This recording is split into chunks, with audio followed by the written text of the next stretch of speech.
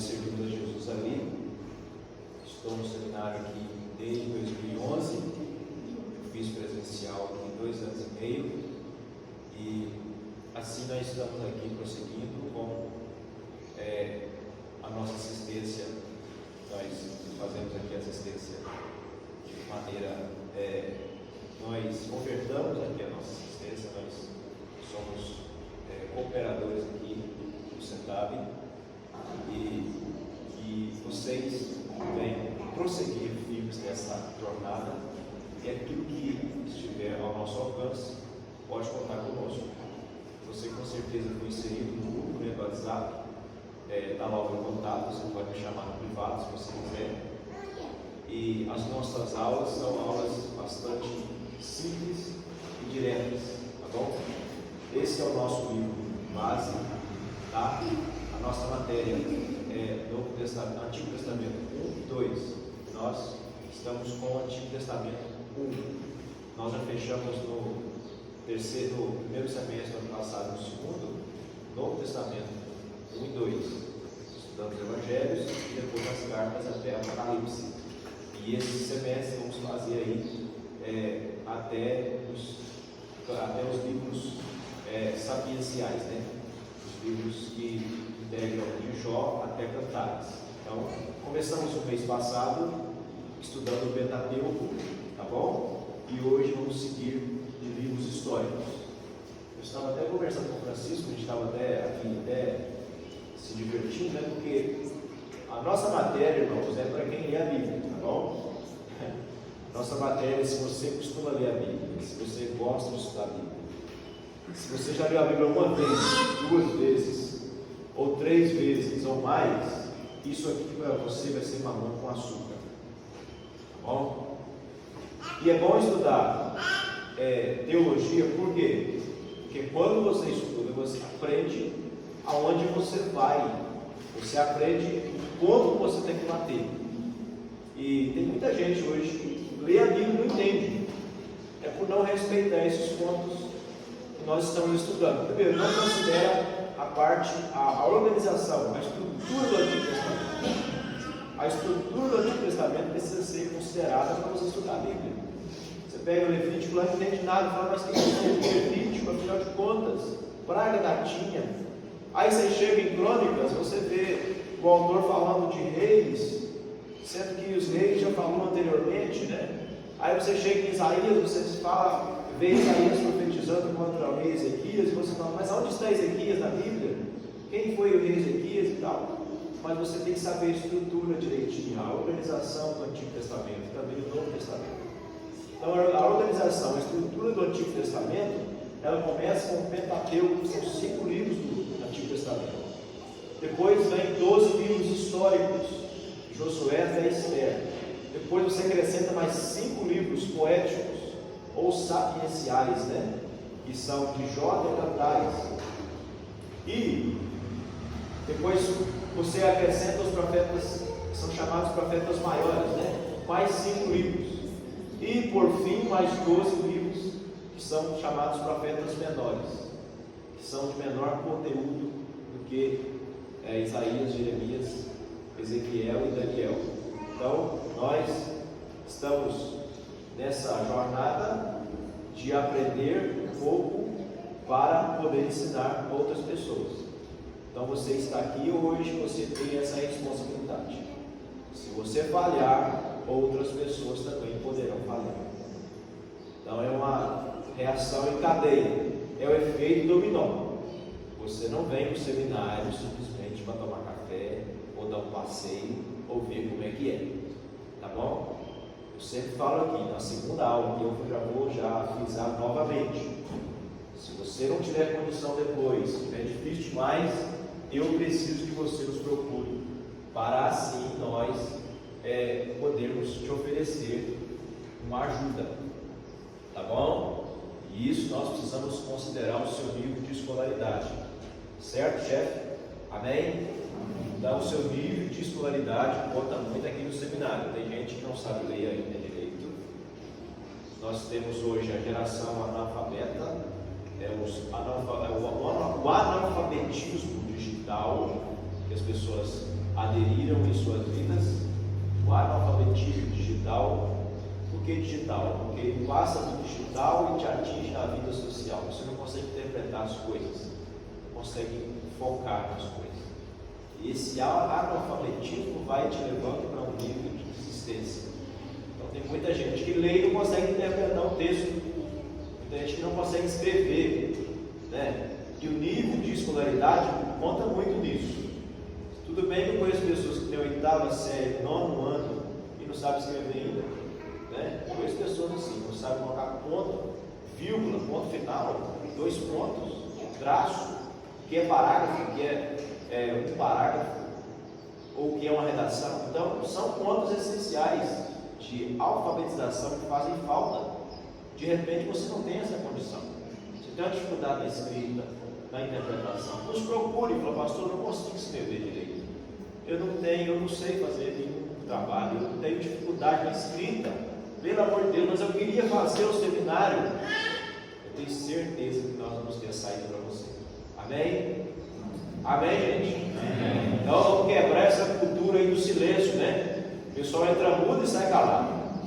Isso é uma cultura, gente. A cultura que está na igreja brasileira, a cultura do silêncio. As pessoas não pedem ajuda, as pessoas não se abrem, as pessoas não buscam conselho, não buscam orientações, têm medo de buscar ajuda, tem medo de se expor, se exponha, fala, eu não sei esse negócio. Nós vamos te ajudar. Beleza? Vamos lá então, Antigo Testamento, se você quiser abrir sua Bíblia em Josué, para a gente acompanhar. Lembrando que depois que você adquirir aí a matéria, o livro, está tudo aqui dentro, tá? Nós fazemos um apanhado, produzimos aqui slide, para não ocupar tempo, tá bom? Porque se eu for copiar tudo aqui, gente, simplesmente não dá. Mas nós só temos aqui 2 aulas de 50 minutos e nós precisamos então correr. Já vou direto também falar uma coisa: nós não estamos aqui para focar em todos os pontos. Nós vamos, na verdade, na parte de cima da matéria. Nós fazemos somente um apanhado, uma sobremesazinha. É só um petisco. A refeição você faz ali em casa. Amém? Aqui é só um petiscozinho. Você vai, pega ele com um palitinho, põe na boca, aprende um pouquinho. Chegando em casa, você pega o seu livro, o texto, e você também tem fontes, né? Com certeza tem livros, e você vai estudar mais profundamente. Beleza. Livros históricos, pegando de Josué a Esther. Por que livros históricos? É porque vai contar a trajetória de Israel após eles chegarem em Canaã, após a morte de Moisés, né? No mês passado nós falamos de Gênesis, Êxodo, Levítico, e faltou também, falamos Números e não falamos Deuteronômio, tá? Mas vamos encerrar aqui agora com Deuteronômio. Deuteronômio é repetição, tá?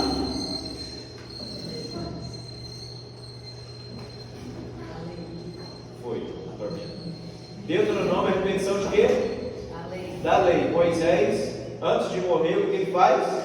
Ele chama aquela nova geração que não morreu no deserto, você sabe disso. Os que não morreram foram Josué e Caleb, que visitaram a terra, e Moisés então vai morrer antes de entrar na terra prometida. Então somente Josué e Caleb vão entrar na terra prometida dos que saíram do Egito. Disso você sabe. Muito bem, né? Aí Moisés está perto da morte, e ele vai e chama o povo e fala assim: olha, vocês precisam de rever e de obedecer o que aconteceu lá no Egito e a forma que o Senhor nos orientou lá no Sinai. E ele começa a professar toda a história de como aconteceu no deserto, e ele então escreve novamente a lei, ele edita novamente a lei, e aquela nova geração ali, que não morreu no deserto, mas que nasceu lá, e dos de 20 anos para cima, que já estavam já com 60, ele então proclama o mandamento do Senhor: permaneçam com o Senhor. E assim ele morre, fica o registro, Deuteronômio.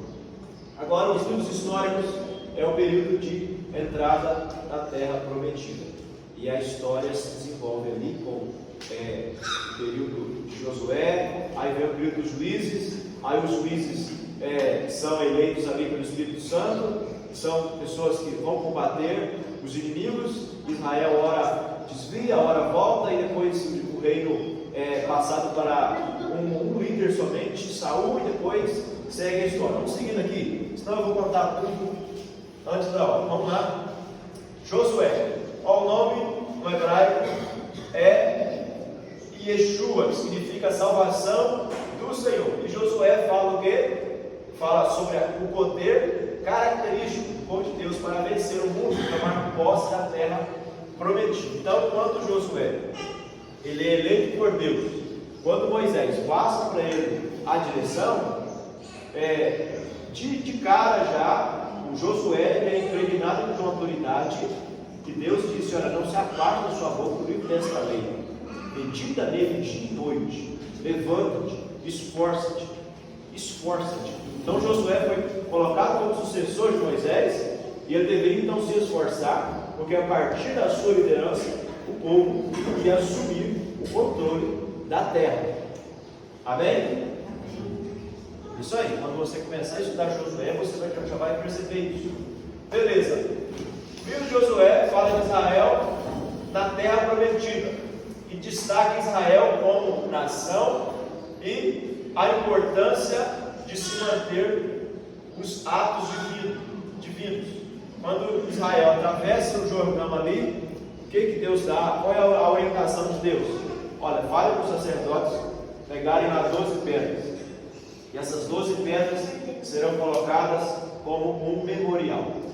Então Israel é caracterizado como um povo que mantém memórias e como um povo que se faz a sua conquista por intermédio do seu Deus, que se preocupa em manter isso para as próximas gerações. Pessoal, uma rápida reflexão aqui. O que você tem deixado para os seus filhos como obreiro? O que você tem deixado para os seus filhos? Que legado que você vai deixar para eles? Josué fala muito disso. É a memória, é um memorial. Eles precisam passar e ver: isso aqui meu pai ajudou a fazer, isso aqui minha mãe construiu, meu pai é um homem de oração, minha mãe é uma mulher de oração, isso aqui meu pai conquistou com jejum, esse outro ponto aqui, o Senhor falou com meu pai em tal e tal data. Então a gente precisa ter essa noção, de manter a memória. Então Israel entra como nação importante, e Israel conquista com guerras. Você vai ver todo o livro Israel passando por pelejas, por guerras, por lutas, por conquistas, mas também por desobediência e derrota, por falta de paciência e a orientação do Senhor. Não vou pregar aqui todo o livro de Josué, só passando por cima só. Então, em Josué você vê a geração da conquista, você também vê a geração do ano. A geração disse para Josué: Josué, nós estamos com você, nós vamos entrar na terra e vamos construir lá. Em Josué nós vemos a geração da palavra, é a geração que está ali com Josué, ombro a ombro. Nós vamos conquistar essa terra, Josué. Nós estamos aí animados, estamos aí totalmente disponíveis para entrar e possuir a terra, possuir Canaã. Lembrando, gente, que Canaã era uma área do Império Eteu. E dentro do Império Eteu existia 7 nações. 7 povos. Agora você imagina um povozinho que saiu escravo do Egito, que não dominava armas, que não dominava a engenharia, mas que só tinha o Sinai e a presença, entrar e lutar contra um povo, contra 7 nações que, em muitos casos, esbanjavam muito mais saber e muito mais a arte da guerra. Israel só tinha presença. Então nós vemos em Josué os atos miraculosos de Deus, os atos sobrenaturais do Altíssimo. E eu aprendo nisso uma lição importante. Nós não precisamos ter a arte da guerra, nós não precisamos ter a arte de fazer o que todo mundo faz. O que nós precisamos é da presença de Deus. É disso, tá? Você não precisa fazer o que dá certo, você precisa fazer o que é o certo que a presença te indica. E a presença vai te indicar o quê? Vai para o Sinai, vai para a presença, leva a presença com você. Então, nesse livro, nós vemos Israel como uma geração de guerra, uma geração agora de obediência, uma geração que não arreda o pé. Não arreda o pé. Gente, nós precisamos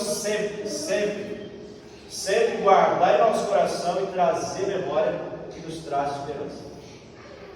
O ânimo, o otimismo é fundamental. É fundamental. Você que tem as suas memórias aí, que vai, eu vou deixar essa memória para o meu filho, vou registrar isso aqui para o meu filho. O modo de você registrar e fazer um memorial na sua casa é você anotando o que Deus te falou. Amém? Eu tenho anotações de 2012. Deus usou uma pessoa que falou comigo, foi tão forte aquilo que eu anotei. Ontem eu estava vendo os meus guardados em casa, olhando os arquivos lá, várias coisas, e eu achei folhas de anotação minhas, de algum tempo atrás, e estão fixadas lá, bem guardadinhas. Então isso é um memorial. Para você entrar nesse lugar que Deus quer que você entre, você vai precisar de ter o quê? Memorial. Você vai precisar de manter a lei de Deus no seu coração. Por quê? Porque o território que nós vamos conquistar não é um território mamão com açúcar. Manda leite dentro, mas não é mamão com açúcar para conquistar. A caminhada cristã, ela exige garra, decisão, ânimo e ela exige renúncia. Por quê? Olha só. Em um território com religião decadente e obscena, seus deuses eram em formas sensuais, enrolados em serpentes, seus sacerdotes eram sodomitas, meretrizes, e em seus templos queimavam-se o quê? Crianças. Olha as divindades que haviam, demônios. El, Baal, Astarote, Azerá, Anat, Moloque, Milcom e Camus. São essas as divindades que haviam na terra de Canaã. Esse Moloque, que eu já disse em alguma outra aula, não sei se já disse, mas era uma divindade que ele ficava com as mãos estendidas assim para frente, e eles pegavam a recém-nascido e lançavam a recém-nascido sobre os seus braços e ateavam fogo atrás da estátua. E atrás da mesma estátua havia o quê? Sacerdotisas, meretrizes, sacerdotes, tocando os seus tambores para afagar o choro da criança. E a criança, o pai não escutava o choro do bebê, né? Aí a criança descia e queimava aquele fogo. Gente, esse é o lugar que Israel deveria conquistar. Então, basicamente aqui, gente, nós não estamos para brincadeira. Nós temos um mundo aí, nós temos um lugar, uma área onde nós temos que atuar, que nós teremos que pregar com toda a força e obediência. Senão nós não vamos conseguir dar sequer um passo. Certo? Então, a vida cristã é cheia de desafios. Não é para qualquer um. As pessoas que estão na igreja, é obreiro, aí é ofendido, e sai da igreja, eu vou sair porque me ofenderam. Meu filho, você nem entrou no Evangelho. Você não sabe o que é ofensa, você não sabe o que é Cristo, você não conheceu o que é cruz. A igreja não foi feita para pessoas que estão lá para gostar do conteúdo e se não gostar, sair. O Evangelho é renúncia, é cruz, é dia após dia. Nós vemos isso aqui em Josué, tá? O território que nós precisamos conquistar é um território de inimigos cruéis, fortes, destemidos, e que em muitos casos nos suplantam, mas nós temos a presença. É a presença de Deus que nos garante. Né? Eu vejo o pessoal hoje com medo do futuro, medo do amanhã, depois da manhã, o governo, não sei o que tem, o que vai acontecer no mundo. Gente, para com esse medo. Para com essa ansiedade, nós temos a presença, nós estamos debaixo de uma promessa. Jesus vai voltar, Jesus vai voltar, o Espírito Santo está sendo derramado, o Senhor prometeu estar conosco até a consumação dos séculos. Então Israel não poderia estar em um lugar onde ele ia conquistar de forma ansiosa, precipitada, passando por aquela tribulação no seu coração. Você tem que ter fé no seu coração, que ele viveu sobrenatural. Amém? Israel atravessa o Jordão. Os filhos de Israel são circuncidados, celebram a Páscoa e Josué recebe a visita de um anjo. Então, estamos preparados para conquistar. Ó, conquista Jericó, uma fortaleza de muros de 10 metros de altura. Olha só, a primeira cidade só tem 10 metros de altura. Esse é o primeiro ponto. Você já viu algum obreiro falar assim ao pastor? Ele vai construir uma igreja e fala assim: nossa, por que cada vez é tão difícil? Já percebeu, gente? Parece que cada vez é mais difícil. Parece que é mais difícil, né? Você vai construir uma igreja, é mais difícil. O povo não ajuda. É mais difícil, parece. Nossa, parece que não anda, parece que demora. Mas é assim mesmo. Toda a história foi difícil. Toda a história foi difícil. Mas nós precisamos aprender o seguinte, que nem sempre nós vamos conquistar o que nós estamos planejando, que não é o que Deus planejou. E se for difícil também, nós não entendemos, na eternidade o Senhor vai explicar por que foi tão difícil. Parece que para algumas pessoas é mais fácil, mas não é fácil. É difícil. A vida com Deus, ela exige sacrifício. Então a primeira cidade a ser conquistada, 10 metros de altura. Depois, as tribos são divididas, recebendo parte de terras para viver, estabelecendo plantios e colheitas. Vou pedir minha esposa, se possível, também. Fica um aqui esse salãozinho de lá, tá bom? Ele está muito agitado aí. Ele está querendo conversar já, nem mãe tem. Então vamos conversar. Aleluia. Vamos lá. As tribos são divididas, recebendo parte de terras para viver, estabelecendo plantios e colheitas. Então, quando Israel entra na terra prometida, é dividido as partes, né? Só que acontece, você vai observar que durante a conquista, por 5 anos Israel entra em batalha ali, mas os cananeus não são expelidos totalmente. Não são expelidos totalmente. A terra de Canaã não foi conquistada totalmente. Só para você ter uma ideia, Davi foi quem conquistou Jerusalém. Davi foi quem conquistou Jerusalém. Não foi os primeiros que entraram em Canaã. E a conquista da terra prometida durou aproximadamente 5 anos.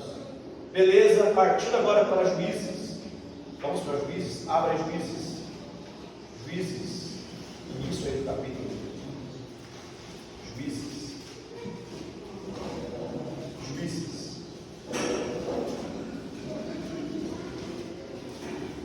O capítulo 1, versículo 1.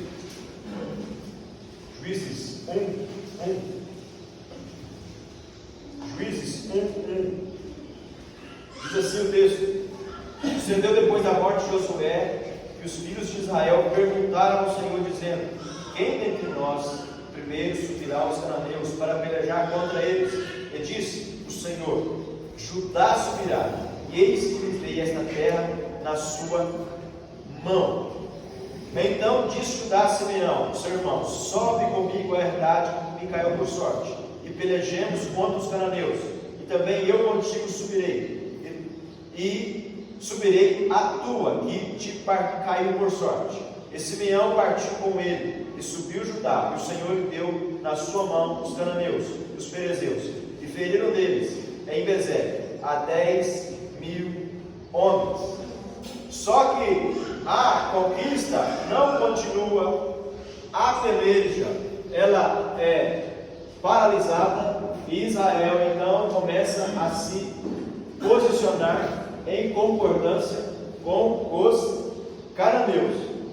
E você vai observar durante todo o livro Israel fazendo conforme os seus próprios olhos. Israel seguindo conforme a sua própria orientação, não a orientação do Senhor. Juízes é um livro que trata de pessoas dentre o povo que foram eleitas pelo Espírito Santo para livrar Israel da opressão dos seus inimigos. Então, ao invés de Israel conquistar toda a Canaã com Josué, eles não expeliram de todos os cananeus. Josué morre, um sucessor não é levantado, e por não haver sucessor, o povo então começa a fazer conforme o seu próprio pensamento. Cada um fazia o que parecia certo aos seus olhos. E Juízes fala de pessoas que se distinguiram como juízes, como pessoas que redigiam as leis e que passavam essas leis para o povo, parcialmente, não perfeitamente. Então, esse período de Juízes é um período bastante conturbado, onde, por vezes, o povo se humilhava e obedecia através da libertação de um juiz, e passados 20, 40, 80 anos, o povo novamente se desviava, voltando às velhas práticas dos cananeus. Aí os inimigos se levantavam novamente, e Deus então enviava novamente o Espírito sobre alguém, sobre um juiz, e ali selecionava, como você já confere nesse livro, né, a famosa história de Gideão, né? O famoso Gideão, foi escolhido da tribo de Benjamim, um homem fraco na sua capacidade, pobre, né? Interessante que nesse livro de Juízes você vai perceber Deus levantando pessoas incapazes, né? Aqueles que são machistas pulam, caem da cadeira, né? Quando vê Débora sendo levantada como uma juíza, uma profetisa. Então, outros também vão cair da cadeira quando observa Jefité, né? Jefité é o cara que não tinha moral, foi lançado fora da pátria, fugiu, foi embora, e Deus chama Jefité e traz ele. Não tem nenhuma condição, mas Deus levanta Jefité, e o Espírito Santo vem sobre ele, o Espírito do Senhor o capacita. Então, nesse livro nós vemos as pessoas, uma das histórias mais falhas de toda a humanidade, Deus usando as pessoas fracas. Você é muito forte, sim ou não? Você é muito bom? Você não tem qualificação necessária para Deus te usar. Você precisa ser o quê? Dependente, né? Então, esse livro nos dá uma lição importante, que a despeito de nossas fraquezas, Deus pode nos usar para ministrar sobre nós. Eu não estou aqui passando pano para quem vive no pecado e nem defendendo pessoas que vivem em heresia, ou que pecam e tentam voltar e fazer a obra. Não, de forma alguma. Mas eu só estou dizendo aqui que o Senhor é capaz de usar pessoas sem nenhum crédito, sem nenhuma probabilidade de ser usado. Beleza? Então o título está ligado a julgar, tá bom? Aí você vê aí, Gideão era medroso, Débora era por ser mulher, né? Talvez sofreu discriminação.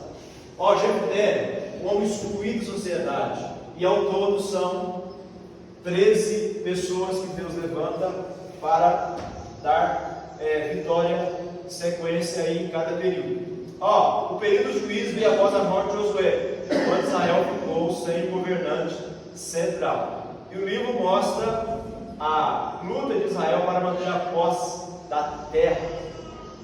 Gente, que peleja que houve nesse tempo. Que peleja. Israel não expeliu de todo os cananeus acostumaram com a ideia, e vez por outra Israel então entrava em questão diplomática, fazia aliança, e Deus mandava então juízo. Israel caía. No entanto, as tentações de idolatria, imoralidade e sincretismo religioso. O que é sincretismo? Essa mistura, né? A mistura religiosa, muita coisa misturada. Você não sabe se você tem 1 ou 2 ou 3 deuses a quem você adora.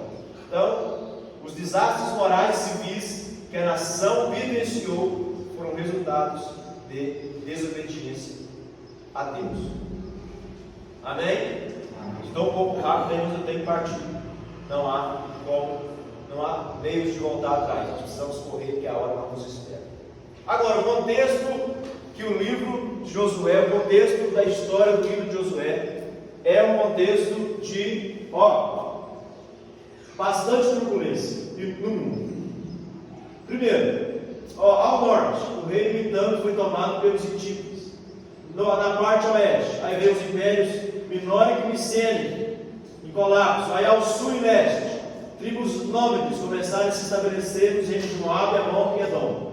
E aos povos do mar, que são os filisteus, era uma nova ameaça para os cananeus e também para Israel, sendo pressionados e invadidos. Então, havia um caos diplomático do mundo naquela época. Havia um caos, os reinos estavam ali em briga, destruição. Vamos avançar, vamos retornar, vamos ir para frente.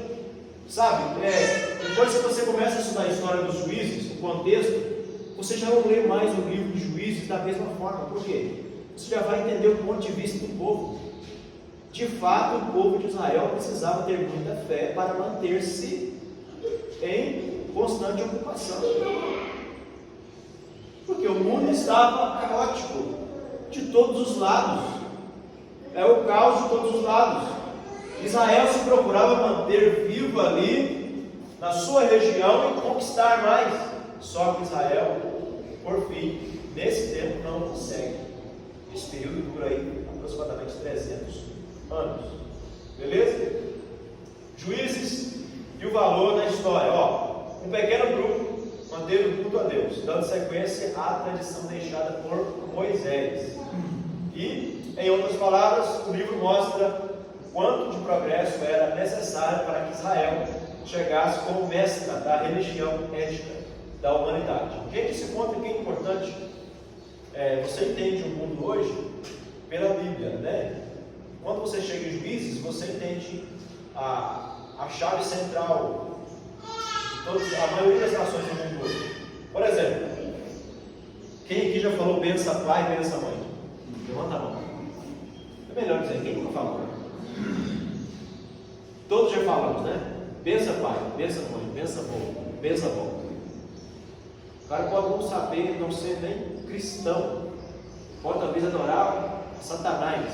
Quem fala bença pai, bença mãe, ele nem sabe, mas a cultura judaica é a mãe desse respeito e dessa obediência. A cultura, ela invade o Ocidente. E o nosso país, por exemplo, é um país totalmente dominado pela cultura judaica. Nós somos cristãos e o bem ainda prevalece na nossa nação, apesar de que parece que não, mas sim, uma maioria do bem ali. Estados Unidos, você vê os países da Europa, agora que os países da Europa estão se definhando, entrando na cultura do ocultismo, da magia, deixando a reforma, né?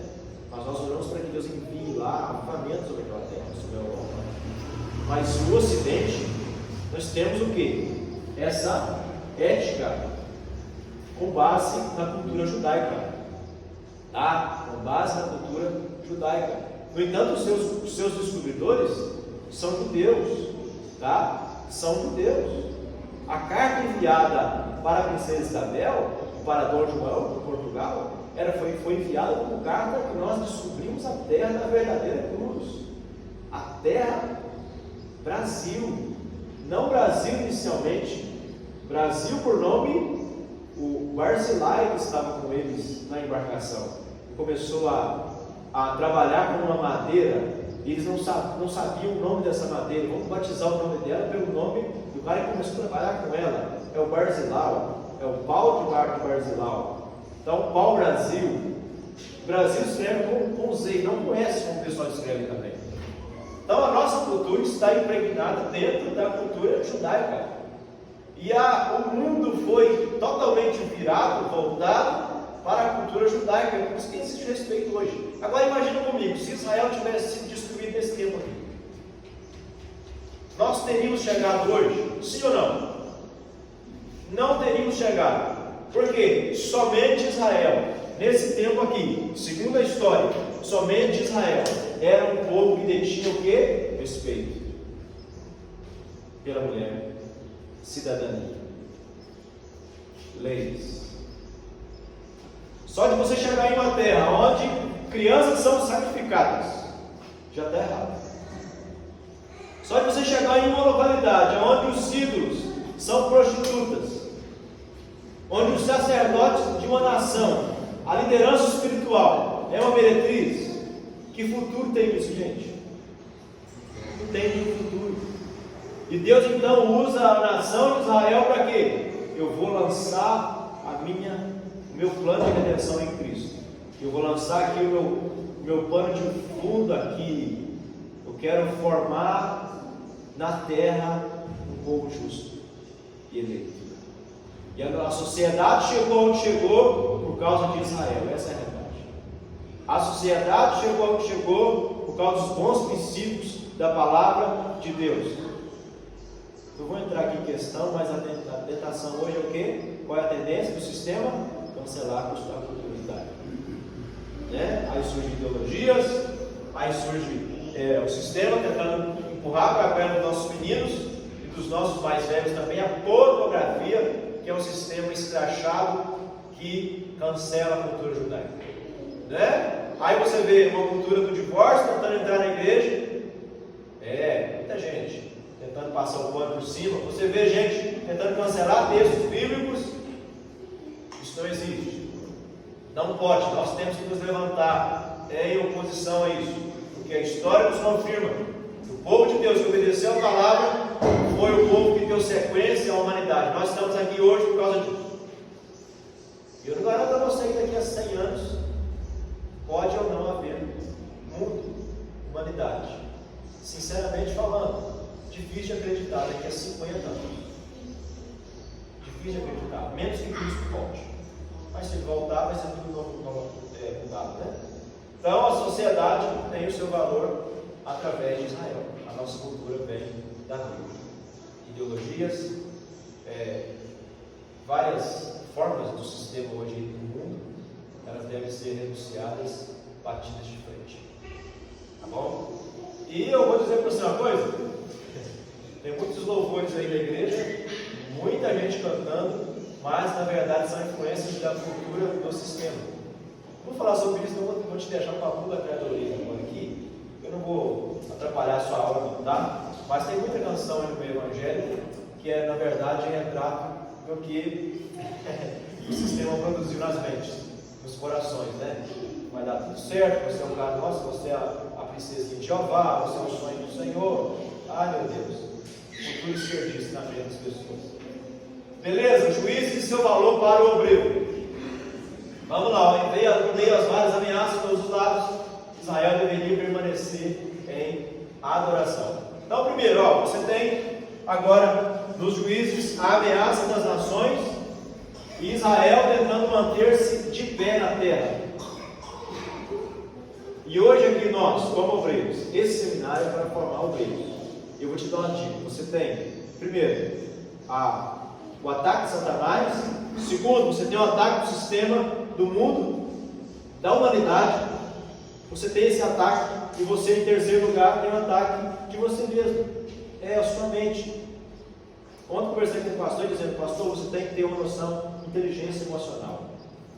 Você precisa duvidar da sua mente, duvidar do seu coração, levar isso aos pés de Cristo. Porque nós somos constantemente bombardeados, irmãos. Nós estamos em uma guerra. Nós não estamos em tanques, com arma nas mãos, mas estamos em guerra. E essa guerra vem de Satanás, vem do sistema do mundo, e está onde? Na nossa natureza caída.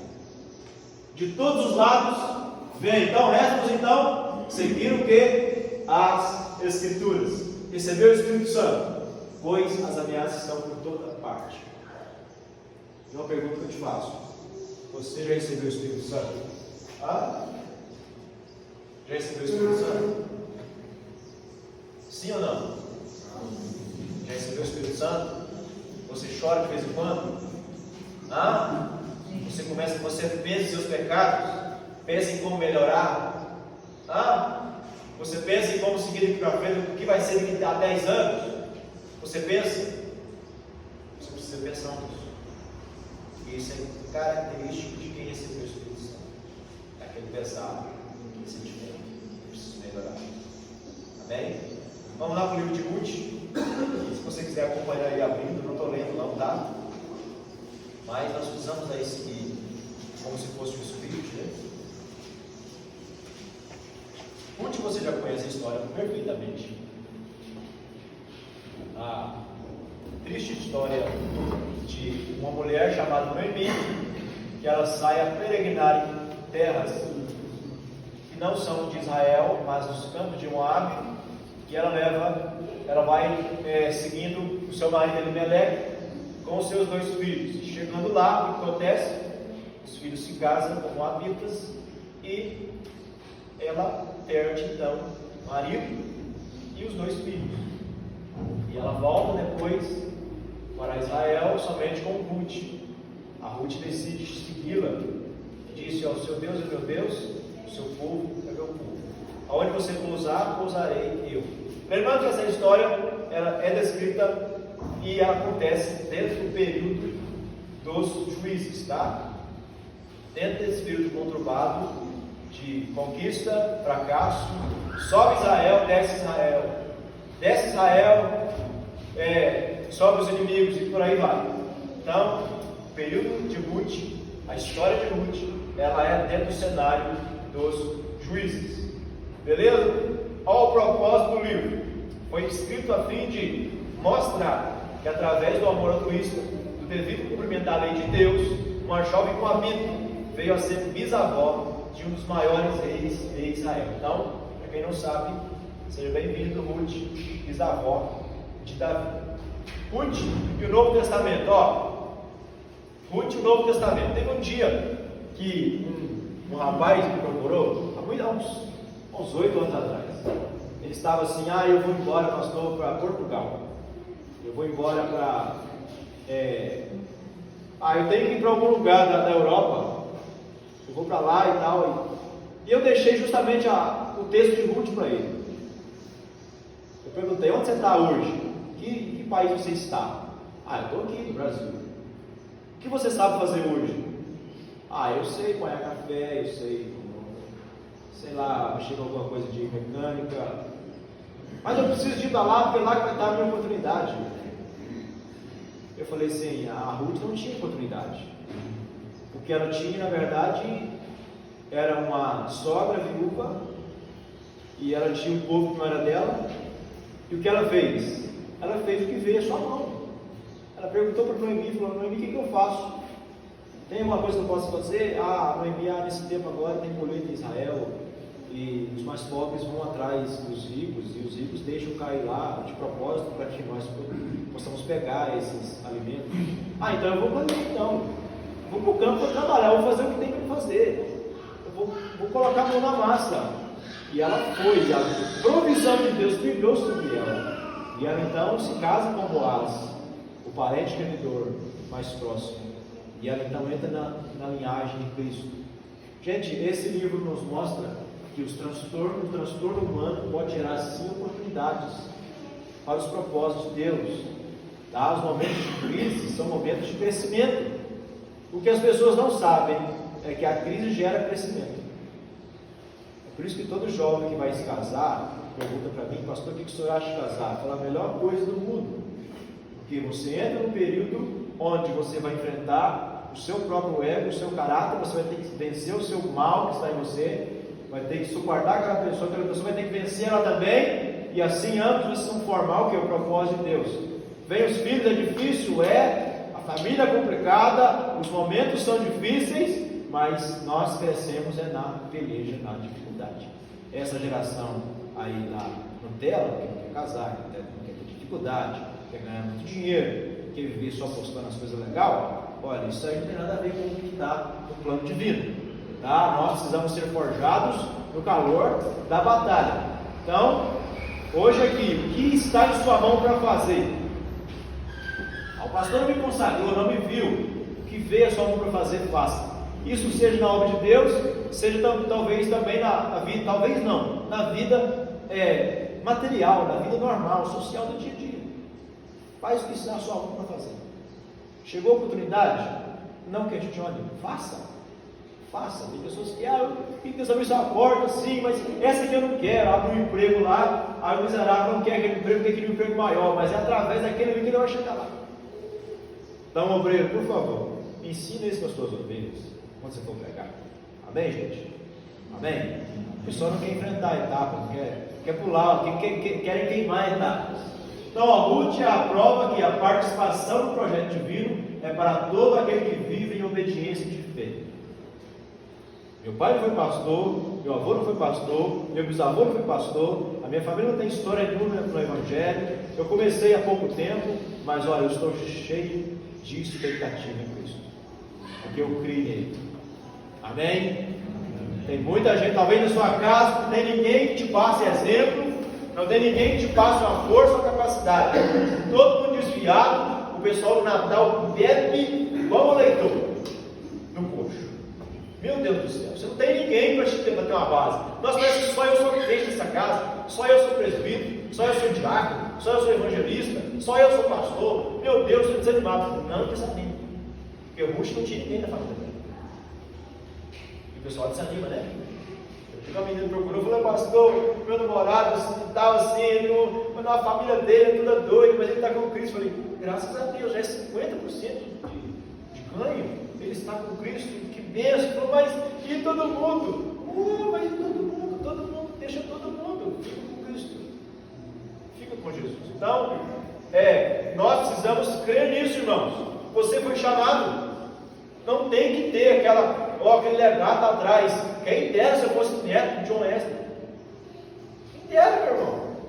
Quem dera se meu pai tivesse sido pastor, se meu bisavô fosse o fundador da Assembleia de Grandona. Que legal, né? Pastor Gleison, filho do Gesiel Gomes. Vai nessa. Então, Ruth demonstra que pessoas de todas as nações farão parte do reino do filho de Davi. Aleluia. Esse é o legal, gente. Nós não somos judeus, não fomos contados, mas somos enxertados na vida inteira que é Cristo. Amém? Vamos lá, 1 e 2 Samuel. Meu Deus do céu, como eu queria falar mais pausadamente, principalmente juízes, né? Talvez é difícil de entender. Perdoa, tá, gente, se vocês estão entendendo. Alguém tem alguma pergunta a dizer aí? Se eu não souber, eu vou pedir para Francisco responder. 1 e 2 Samuel agora. 1 e 2 Samuel. Samuel foi o último juiz, o primeiro profeta e o fundador da monarquia em Israel. Que monarquia? É o período onde começa então o povo de Israel a ter um líder supremo ali. Israel começa a ter então um rei, um representante. Certo? Amém? Então é nesses livros que você vai ver Israel sendo dividido como nação que tem um rei. Até então, Israel vem do período dos juízes. Samuel também é um juiz, levantado por Deus, é entregue pela sua mãe ao sacerdote Eli 3 vezes após ser desmamado, e ele cresce naquele contexto, e o Senhor chama Samuel. Mas depois de algum tempo, o que o povo diz para Samuel? Diz: Samuel, olha, você é legal, você é top, você é homem de Deus, mas nós estamos percebendo uma coisa: todas as nações em redor têm reis, tem um líder, e nós não temos. Aí Samuel ficou triste, cabisbaixo, voltou para casa, arrasado. Gente, não pode um negócio desse.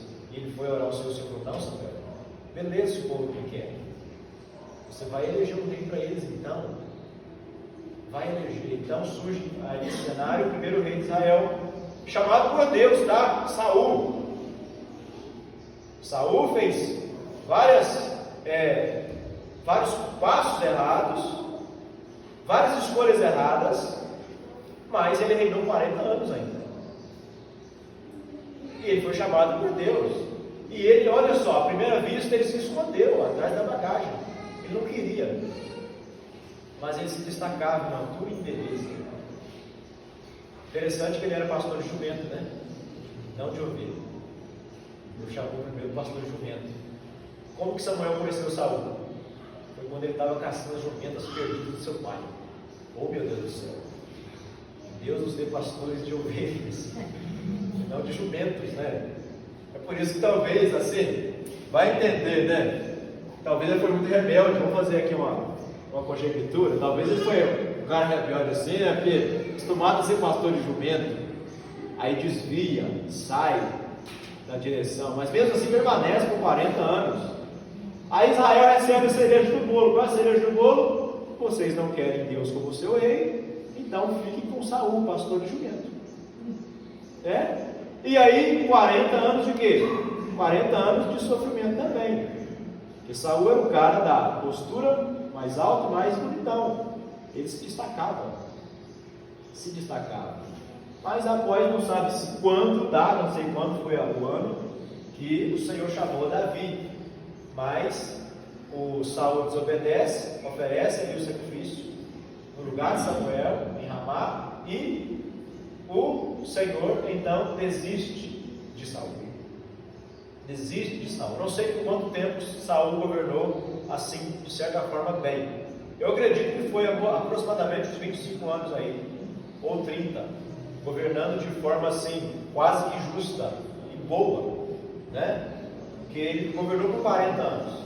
Depois o Senhor manda Samuel ir até a casa de Jessé, e lá ele unge a Davi como rei, e Davi recebe a unção, o Espírito vem sobre Davi, ele começa a ser então uma pessoa que anda com o Espírito Santo, que tem intimidade com o Senhor. Não vou contar toda a história aqui, como que foi, tá bom? Porque nós não temos tempo. E 1 Samuel vai olha só, nesse primeiro livro já vemos a importância da oração e o próprio profeta sendo a resposta desse clamor. No caso foi a mãe de Samuel. Quem foi a mãe de Samuel? Alguém sabe? Ana. Isso aí, ela estava orando, aí ele chamou ela de embriagada, falou: não, eu estou pedindo ao Senhor, o Senhor conceda conforme a sua petição. Então, bem vamos ver como o mesmo se coloca em oração em tempos posteriores, a fim de que Israel alcançasse vitória em suas batalhas. Então, a mãe de Samuel foi uma mulher de oração, e o Samuel também era um homem de oração. Um homem de oração, um homem onde Deus interveio em batalhas que Israel estava por ser derrotado. E Samuel se coloca em adoração e oração, e Israel diversas vezes foi vitorioso em suas batalhas por causa do profeta Samuel. Tá? E a oração foi um ponto alto do seu ministério. O líder precisa orar, tá? Você precisa ter uma vida de oração. Você precisa ter uma vida de oração. Você precisa ter essa vida de intimidade. Não de legalismo. Eu tenho que orar porque eu tenho que orar. Não, é orar por amor a Jesus. Tá certo, gente? Não ora seguindo ninguém, não. Eu vou orar aqui esse mês, aí esse mês você não ora. Tem um planejamento de oração que você vai orar 50 anos e não vai cansar. Tem esse planejamento. Você precisa ser uma pessoa de oração. E o setup aqui para te formar nesse quesito também. O ponto alto do ministério de Samuel foi a oração. Samuel foi entregue pela mãe ao sacerdote Eli. Cresceu vendo a conivência do sacerdote com os erros dos próprios filhos, e ao final profetizou contra a própria casa de Eli. Você sabe de toda a história, não posso contar tudo aqui. Olha o contexto religioso. Os dois filhos de Eli, Ofni e Finéias, ridicularizavam as ofertas de manjares e roubavam a parte que era para Deus nos demais sacrifícios. Foi durante uma ameaça e guerra contra os filisteus que os filhos de Eli tomaram a arca para confrontar seus inimigos, resultando na morte dos dois e mais 30 mil israelitas. E a arca é tomada e levada para a terra dos filisteus. Esse é o contexto religioso. Então Israel não tinha um sacerdote competente. Deus chama quem? Samuel como competência. Samuel como competência. Só que se você for estudar a história de Samuel, você vai ver também que ele não foi um bom pai. Você sabia disso? O profeta Samuel não foi um bom pai. Fracassou como pai. Não foi um bom pai. Os filhos não seguiram a mesma linha. Um homem de oração. Não há indícios de ser um bom pai para Samuel. Eu quero deixar uma lição para nós aqui. Olha, dificilmente você vai ser um homem que a sua oração vai ser valorizada se você não tiver um bom exemplo na sua casa. Amém, irmãos? Amém? Quero pedir aos homens aqui, os evangelistas, manda um para nós, evangelistas, presbíteros, diáconos. Isso. Se algum dia te chamarem para te consagrar a evangelista, quem é presbítero, ou se você for chamado para ser pastor, vou te dar uma dica aqui. Vou te dar uma dica, seja uma dica particular minha aqui que eu vou te passar. Quando você for chamado, olha, vem cá, o pastor Juvenil te chamar, o pastor Pedro, outro pastor te chamar, não sei como é que vai ser daqui para frente os anos. Vou te dar um conselho básico. Chama sua esposa, leva ela com você. Não existe essa cultura no ITAB hoje, no Ministério Federal não tem essa cultura. Mas eu vejo muitas mulheres ficando em casa e o homem dando entrevista sozinho, ou fazendo lá o teste sozinho. Cara, leve sua esposa com você, porque lá ela vai falar se você é mentiroso ou não. Ela vai indicar se você é um homem de oração ou não. Aí o pastor pode indicar, a esposa vem cá, sozinha agora. Vamos fazer a cariação aqui da mulher com o marido. Você topa ser consagrado? Sim. Amém, irmãos? Glória a Deus. É difícil dar glória a Deus, né? Mas vamos quebrar essa cultura aí, né? A esposa, ela precisa fazer parte disso. E o Eli não foi aquela coisa. O Samuel não foi aquela coisa. Já tem nada. Você ser um sucesso lá fora, faz um fracasso dentro de casa. Estou dizendo que ele foi um fracasso, mas a Bíblia não indica que foi totalmente bem sucedido com a criação dos filhos. E o contexto político? O contexto político é que Israel, já não queria viver sob o governo de juízes e decide pedir a intervenção de Samuel, e assim Saul é ungido rei. 2 Samuel agora, vamos lá. Enquanto 1 Samuel registra o fracasso de Saul, aqui vemos o sucesso de Davi, cujo reinado se estabeleceria para sempre, pois ele descende de quem?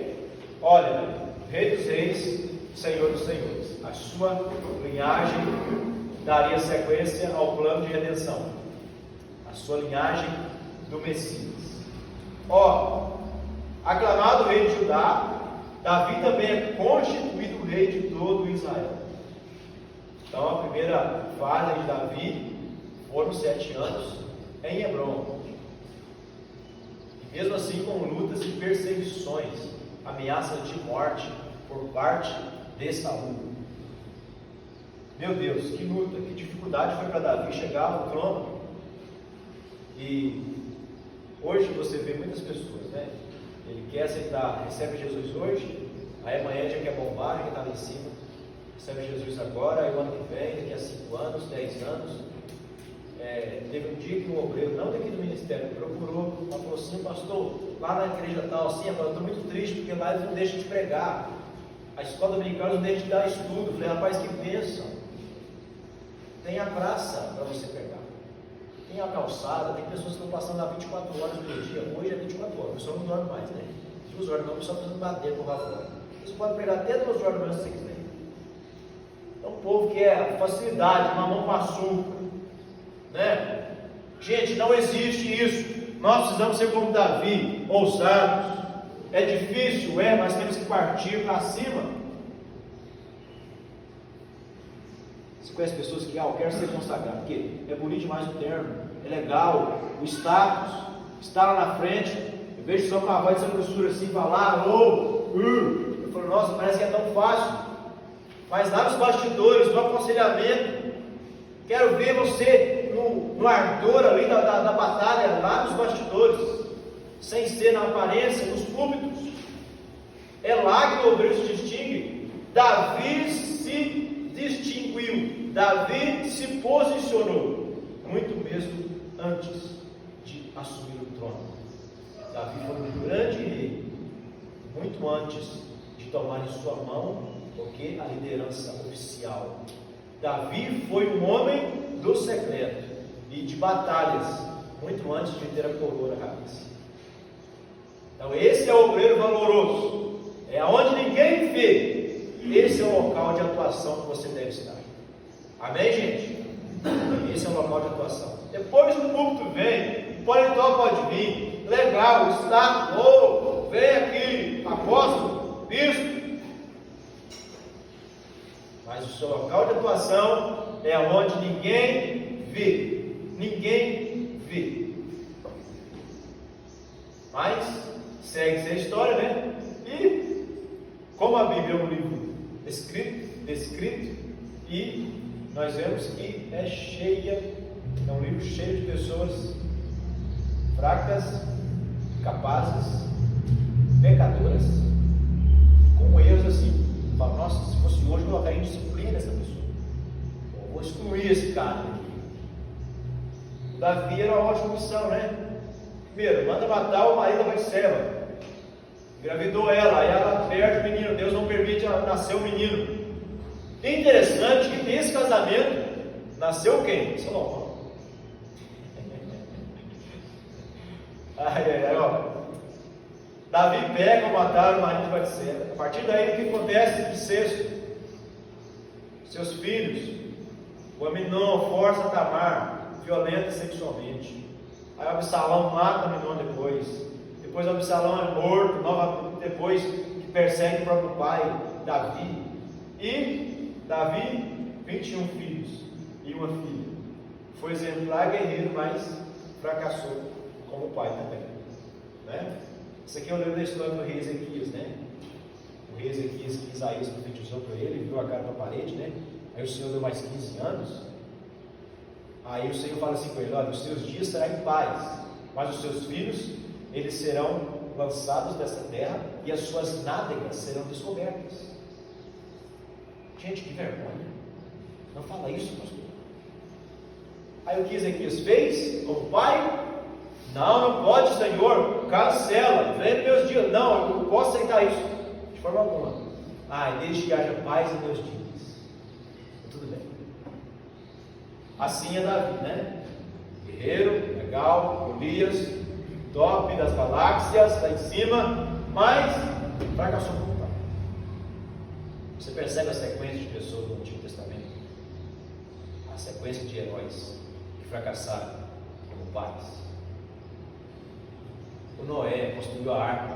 Para que amaldiçoar um menino? O Cã só viu o cara lá. Para que você dá um monte com o Cã? A culpa era do Noé, não era do Cã, rapaz. Encheu a cara de vinho. Você vê isso aí, a irresponsabilidade.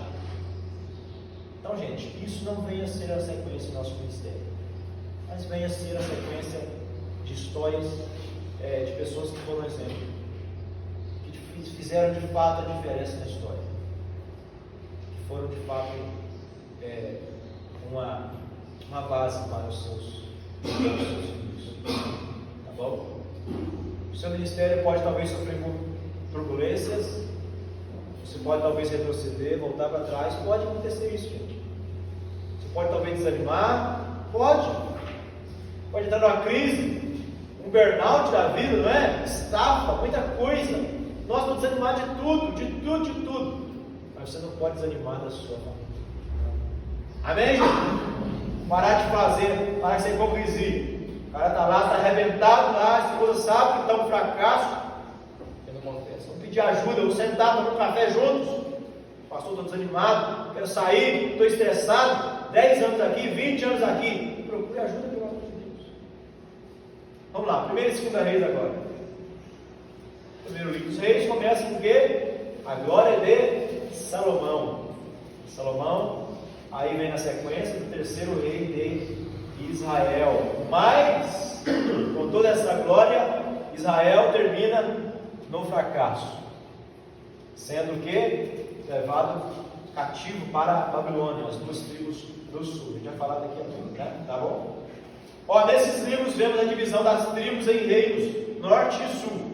Então, Salomão é ungido rei, Davi prepara tudo aquilo que ele precisa para exercer o bom reinado. Por 40 anos ele é rei. Após a sua morte, o que acontece? O Roboão entra e assume. E o Roboão procura o conselho de quem? Dos mais velhos, dos anciãos, para ser um bom rei? Não, ele procura o conselho dos seus amigos jovens, da galera da época, vamos colocar Nutella, o Roboão, né? E aí, o que vocês acham que deve fazer e tal? Rapaz, tem que oprimir esse povo. Diga para eles que o seu dedo mindinho é maior e mais largo que os lombos do seu pai. Diga para eles que se o seu pai os molestou com cordas, você os molestará com escorpiões. Ele fez o anúncio geral: eu vou ser um rei mais severo que meu pai, eu vou governar do meu jeito. E os anciões ficaram um pouco quietos, para com isso. Mas era a intervenção de Deus, na verdade, porque o Salomão, não podemos afirmar, gente, que ele terminou salvo. Não podemos. Apesar de tantos provérbios, 1005 cânticos, não podemos afirmar, porque dentro da casa dele, a sala tinha ídolos, os esposos eram idólatras, 1000 mulheres, 700 princesas, aderiam aos seus costumes, aos seus ritos, construindo altares. Como que um homem desse terminou? Não podemos concluir, foi ou não salvo, não podemos concluir. E realmente foi ou não um homem bem-sucedido no final. Ao que dizem, né? Ele escreveu Provérbios no final da vida, escreveu Eclesiastes, né? E viu que tudo era vaidade e aflição de espírito. Mas em Eclesiastes nós vemos também uma verdade, que ele viu a terra, ele viu a vida nesse ponto de vista aqui, não nesse ponto de vista aqui, tá? Nesse ponto de vista aqui, ver teu reino, seja feito à vontade. Aqui nesse ponto de vista, a vida não presta. Vamos todo mundo suicidar, morrer. Então, Salomão inicia com glória, mas Israel, em 2 Reis, é entregue como escravos. Tá bom? E nós vemos a divisão dos reinos, norte e sul. O Roboão entra, 10 tribos então decidem seguir Jeroboão para a parte norte de Israel. 10 tribos. Somente 2 tribos ficam com Roboão. E as 10 tribos do norte, elas aderem à influência dos costumes da época, ainda dos cananeus. Ela adere aos ídolos, à desobediência, e é banida totalmente no ano 722 a.C. E nos livros de 1 e 2 Reis também nós vemos lutas históricas. Você já conhece, né? O povo gosta de pregar Elias e os profetas de Baal, né? Elias e os profetas de Baal. Aí vem Acabe contra a Síria. E nos livros temos êxitos e fracassos dos reis. Vamos lá então. Esse mapinha aqui é interessante. Quando nós começamos a estudar 1 e 2 Reis, nós vamos ver que Israel começa com ali na glória de Salomão, terceiro rei. Salomão morre, Roboão entra, assume o reinado, e 10 tribos seguem Jeroboão, formando a capital em Samaria, que é o reino do norte. Esse reino do norte teve no total 19 reis. Interessante, os 19 reis do norte, todos foram ímpios, nem o justo, mas nenhum, todos foram ímpios. E houve então a destruição. O Império Assírio bateu contra o rei do norte e levou cativos as 10 tribos, ficando somente o reino sul, Judá, tribo de Judá e Benjamim, ficando na parte sul. As 10 tribos nunca mais retornaram. Sabe-se lá o que aconteceu, ou se vieram também alguns depois, mas a história nos confirma que não podemos deixar declarado que as 10 tribos, alguns voltaram, mas o texto está dizendo, a Bíblia diz, a história confirma, que as 10 tribos do norte, eles se desviaram do Senhor, com reis ímpios, e o pecado foi tamanho, que em 722 eles foram extintos, foram levados para a Síria e nunca mais retornaram à terra de Israel, ficando somente o reino sul, Judá. Aí, capital Jerusalém, somente 2 tribos, 20 reis e 12 reis ímpios. 12 reis ímpios. Dos 8 que sobraram, alguns agradaram a Deus, outros não. Alguns permaneceram, outros não, uns caíram, outros ficaram por um tempo de pé, mas nas duas tribos do sul, que é Judá e Benjamim, o reino sul, houve ainda reis modestos, né? Como o rei Ezequias. Aí você vê Josias fazendo reforma, não terminou também muito bem. Você vê o rei Asa também sendo em parte um bom rei. Você vê o rei Ezequias, né? Um camarada que desenvolveu estratégias, desenvolveu vários pontos ali de crescimento dentro de Jerusalém, investindo, fazendo reformas, construindo, levando o povo para a adoração. Lembrando que ele é filho do Manassés, o ímpio rei, e ele então se propõe em obedecer o Senhor. Mas a história não confirma o seu fim belo, né? Que ele desejou sim que os seus dias poderiam estar em paz, desde que não importa o futuro dos filhos. Então, as tribos do sul que mostram reis que participaram de certa forma a obediência a Deus. Tá certo? Amém, gente? Amém? Vamos lá então. 20 reis com 12 reizinhos. E levados cativos para a Babilônia. Isso foi no ano 586 a.C. Aí ficaram lá por 70 anos e após 70 anos eles retornam, né? E primeira reis, segunda reis, a gente já falou aí da divisão do norte e sul. E nós seguimos então. Olha o ponto 7 aí. O ponto 7 do nosso mapa aí, fazendo um favor, que está aqui. Ó, os reformadores de Judá: Asa, Josafá, Joás, Ezequias e Josias. Então, são alguns reis que foram bons, né, em Judá. Tá bom? E segunda reis vai mostrar a destruição do templo e da cidade de Jerusalém, no ano 586 a.C., pelo Império Babilônico. Tá bom? Vamos lá? Agora, primeira e segunda crônicas. Primeira e segunda crônicas. Gente, quem aqui já leu primeira e segunda crônicas? Levante a mão para mim, por favor. Primeira e segunda crônicas. Quem aqui entendeu? Entendeu, mais ou menos. Então, a maioria não leu, né? Vou te dar uma dica. Você tem que ler primeira e segunda crônicas. Você foi salvo por essa aula aqui. Vou te dar aqui uma orientação que vai te ajudar bastante. Você termina a primeira e segunda reis, já entra em primeira e segunda crônicas. E parece que a história é a mesma. Não parece?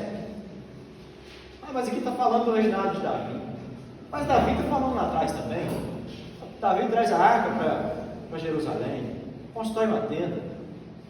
Vitória de Davi, rei Asa, Josafá, por aí vai. Gente, primeira e segunda crônicas, na verdade, foi um registro após os 70 anos de cativeiro. Você observa que primeira e segunda crônicas, ela vai falar de pontos altos dos reis, de pontos de sucesso. Primeira e segunda crônicas vai citar pontos de vitória, pontos positivos. Por que isso? Porque quando o povo volta da Babilônia, 70 anos depois, com a primeira leva vindo com Zorobabel, 50 mil pessoas, eles precisaram de quê? De ânimo. Eles precisavam de quê? De notícias boas. Imagina, você está aqui na Minas Gerais, né? Aí você mora onde? Você veio lá, vamos colocar sul do país. Aí tem 70 anos sua família está aqui. 70 anos. Aí o seu pai liga para você, o seu avô fala: meu filho, ó, em 1930 eu saí da minha terra, do sul, porque lá eu perdi meu lote. Eu fui expulso da minha casa. Eu tinha lá 50 alqueires de terra. Mas agora eu fui informado pela justiça que essa terra volta para mim. Só que está tudo abandonado. As casas foram queimadas. Os muros já não existem mais. E aí, topa voltar? e assumir a herança lá no sul, o que você faz? Espera aí, vou olhar aqui ver se tem alguma coisa boa aqui perto. Gente, a 1ª e 2ª Crônicas vai dizer sobre um povo que sai de um lugar de prosperidade, Babilônia, que já estavam ali inseridos culturalmente, financeiramente. Havia um grupo de judeus que criaram filhos lá. O Esdras e o Neemias nasceram lá, foram formados lá.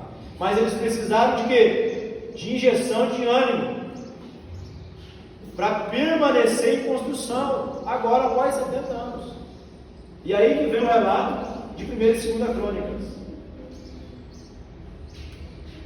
Eu e você precisamos de quê? De boas memórias para permanecermos firmes. Precisamos ficar com boas notícias para permanecermos firmes. Isso é essencial para o obreiro. Você precisa disso, irmão. Você tem que se manter em boa memória para que o seu ministério seja frutífero. Seja frutífero. Por isso que as memórias são importantes, como lá em Josué, né? Mas atribui-se a autoria para Esdras. E foi escrito durante o tempo de Zorobabel, após o retorno do cativeiro. O povo precisava ser lembrado dos propósitos divinos com a nação, e sendo então a razão do registro.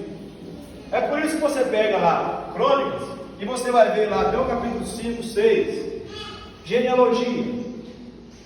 Você vai ler, nossa, abre aí 1ª Crônicas. 1ª Crônicas. Vamos lá para trás. 1ª Crônicas. Gente, quem nunca saltou genealogia aqui, diga amém. Quem nunca teve vontade no seu coração? Ou não entendeu nada? Meu Deus do céu, 1ª Crônicas, abre aí. 1ª Crônicas. Não falei que a nossa matéria para quem estuda a Bíblia? 1ª Crônicas, capítulo 1. Aí, geração, e vai de geração de Adão 7 anos. Aí vai até no capítulo 2. Aí o capítulo 2 começa, os filhos de Israel. E vai correndo. E chega no capítulo 3. Estes foram os filhos de Davi, que nasceram em Hebron. E vai contando. Capítulo 4, descendente de Judá. E pula para frente. Meu Deus, aí capítulo 5. Filhos de Rubem, primogênito. E por aí vai. Aí capítulo 6 também. Os filhos de Levi, Gerson, Coate e Merari. E segue a sequência. Capítulo 7, descendente de Zacar. E capítulo 8, meu Deus do céu. Capítulo 9. Aí por fim, você vai ler uma historinha aí da morte de Saul e de seus filhos. 9 capítulos de informação. Por quê? 9 capítulos. Porque o povo chega na terra sem expectativa, sem esperança. Mas quando ele descobre que o bisavô dele foi vitorioso ali e que ele construíra um legado naquela terra, o peito dele enchia de alegria. Falou, não, eu tenho que construir também. Amém, gente? Então você tem que alimentar boas memórias. Tem que ter registro, pelo amor de Deus. Tem que ter registro. Tem que registrar. Grava vídeo.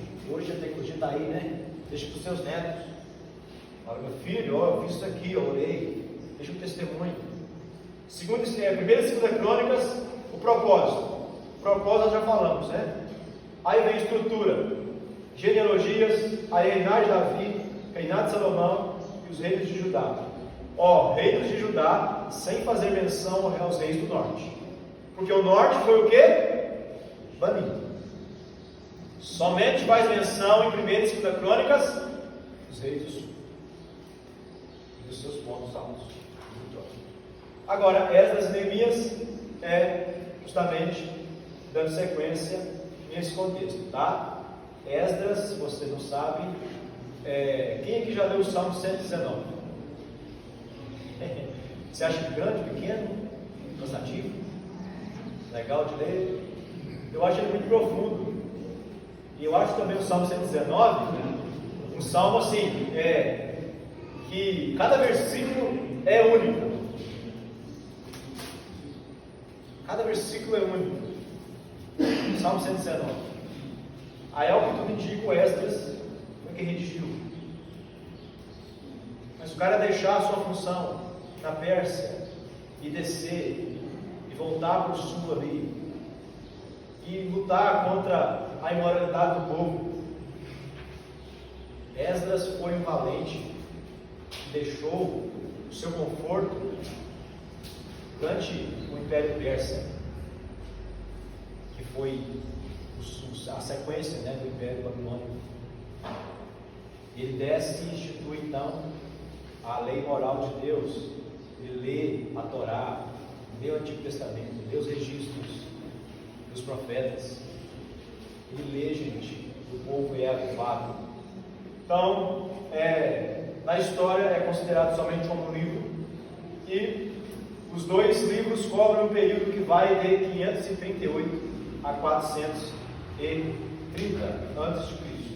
Aí Esdras e a viagem volta a Jerusalém. Por 4 meses ele viaja e ele dedicou-se a dar sequência na reconstrução do templo e da reforma moral de Israel. Ou seja, Israel havia voltado, mas Israel se depara com um cenário que havia casamentos mistos entre judeus com outros povos.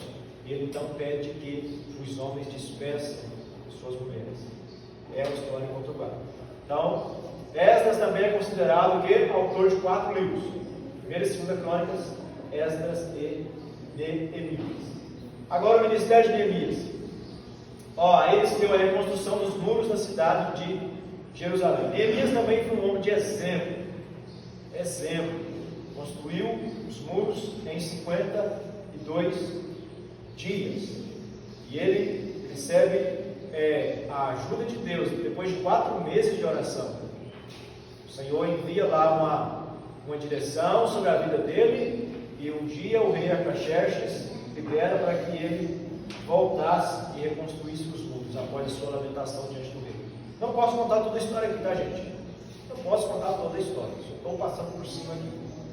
E por fim, ele volta então nesse seguinte ano, 444. Beleza, eu fiz esse resumo aí. Nesse livro texto aqui não tem esse resumo. Não tem, tá bom?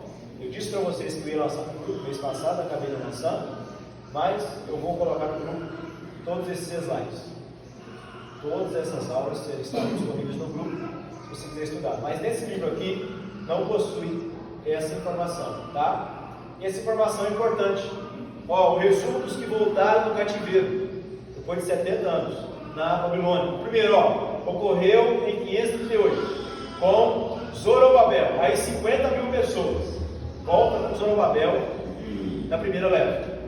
Aí o segundo retorno em 457, muitos anos depois, né? Foi no outro dia, ou daqui a 5, 6 anos, 70 anos depois, 80 anos depois. Em 457, sob a liderança de Esdras. E, por fim, em 444, sob a liderança de Neemias, 13 anos após o retorno de Esdras. E fechando aqui com Esther, esse livro é o livro da provisão, cobre aí entre os capítulos 6 e 7 do livro de Esdras, tá bom? E é nesse livro que nós vemos a raiz do movimento antissemita. Israel sendo perseguido por suas leis e seus costumes. Interessante, né? Engraçado que o mal no mundo hoje, o antissemitismo, é porque Israel se defende. Você percebeu isso? Aquele ataque que teve em 7 de outubro em Israel, você percebeu a alegação dos terroristas? A Israel tem os seus costumes, nós não concordamos. Não, nós não concordamos com esse padrão. O mundo não concorda. Então, a raiz de perseguição antissemita, ela está onde? Ela está justamente dentro da história de Esther. E isso se alastra por toda a história até o presente, ano 2024. Então, a raiz antissemita, a raiz de ódio a Israel, começa lá nesse tempo de Esther, lá na Pérsia. Tá? Lembrando que Israel teve aí uma ameaça nacional de todo o império, com a aprovação do seu rei, e a sua situação foi revogada através do jejum de Esther de toda a nação né? Foi um ato de Deus mesmo. Se Deus não tivesse intervindo ali com Esther, justamente a nação de Israel poderia ter sido aniquilada, o que não foi, graças aos seus interesses e dedicação em jejum. Amém? Amém, gente? Amém. Então, nós fazemos aqui a nossa quarta aula dessa nossa matéria do Antigo Testamento. E quero encerrar aqui, o professor Celso está ali, com essa sugestão de trabalho. Eu tenho aqui 3 cadernos aqui do Elias Oliveira. Aí tem esse outro caderno aqui, deixa eu ver, Geisa, e esse outro caderno aqui, deixa eu ver aqui, Emanuel, Geisa. Se quiser pegar aqui depois, pode pegar depois. Vou tomar café agora um pouco, né? Depois você pode pegar esses cadernos aqui. Gente, nós temos um modelo de trabalho no setup, tá? Você pode fazer esse trabalho tanto digitado, pode fazer também escrito, e pode escrever tipo esses cadernos aqui. No primeiro semestre do ano passado, eu dei essa orientação aqui. Se você quiser fazer os seus trabalhos nesse caderno aqui, fica legal, porque fica fixadinho, não massa, já tem uma capa própria, tá? Você só coloca aqui no início sobre o que você vai falar no tema do seu trabalho. Amém? Na nossa disciplina nós só damos 2 trabalhos. Que trabalhos são esses? Para essa matéria o que são os livros históricos e para que foram escritos. São os livros que nós acabamos de estudar. Você não precisa escrever 10 páginas. Nossa, tem que ser acadêmico, tem que ser um professor. Pode talvez redigir uma página só.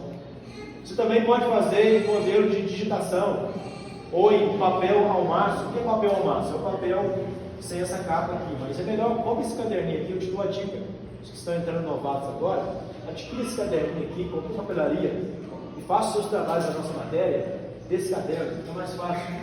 Se você quiser fazer também no computador, baixar ali, fazer uma capa legal, fica à vontade. E o segundo trabalho é a apresentação em grupos ou na igreja local. Beleza, fez seu trabalho bonitinho, aí você pega lá o seu trabalho, chega com a sua família, ou para um grupo de oração, ou para a sua igreja e fala: pastor, eu quero apresentar o meu trabalho no seminário. Porque a apresentação também é um trabalho. Eu quero falar aqui dos livros históricos do Antigo Testamento.